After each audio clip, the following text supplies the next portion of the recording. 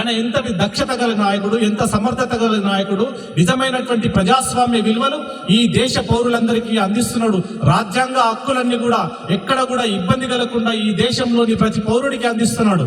ఈ దేశ ప్రభుత్వ ఫలాలు చిట్ట చివరి వ్యక్తికి కూడా అందాలనేటటువంటి ఏకాత్మ మానవవాద సిద్ధాంతాన్ని తీసుకొని ఇవాళ దేశమే ప్రధానం, ఈ దేశం తప్ప నాకేది ముఖ్యం కాదు, పార్టీలు కానీ మిగతా ఏం తప్ప అనేటటువంటి ఒక విశాల దృక్పథాన్ని, నిజమైనటువంటి దేశభక్తిని చాటుకున్నటువంటి మహోన్నత వ్యక్తి మన నరేంద్ర మోడీ గారు. కాబట్టి ఆయనకు మనందరం కూడా బాసటగా నిలవాల్సినటువంటి అవసరం ఉంది.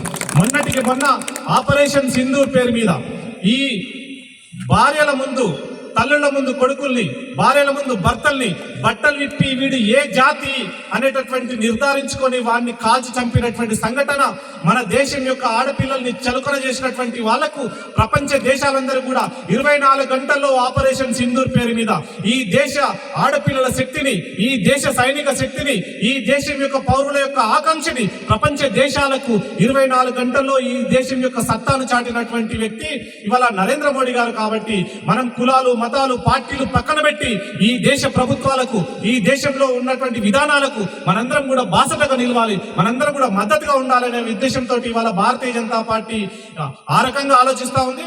మనందరం కూడా ఎన్నికలప్పుడే మాత్రమే రాజకీయాలు, ఎన్నికల తర్వాత మనమంతా భారతీయులం, ఈ దేశం కోసం పాటుపడదామనేటటువంటి విషయాన్ని, అలాంటి స్పృహను కల్పించి మాకు మద్దతు ఇచ్చినటువంటి మీ అందరూ కూడా పేరు పేరున ధన్యవాదాలు తెలియజేస్తూ, అదే ఉద్దేశం చేత ఇవాళ మనమంతా సమానమే, మనమంతా ఒకటే భారతీయులమే, మనమంతా ఒక కుటుంబ సభ్యులమైనటువంటి భావన చేత ఇవాళ యొక్క ర్యాలీని, ఇవాళ నమో యువ రన్ ని మనం ఏర్పాటు చేసుకోవడం జరిగింది.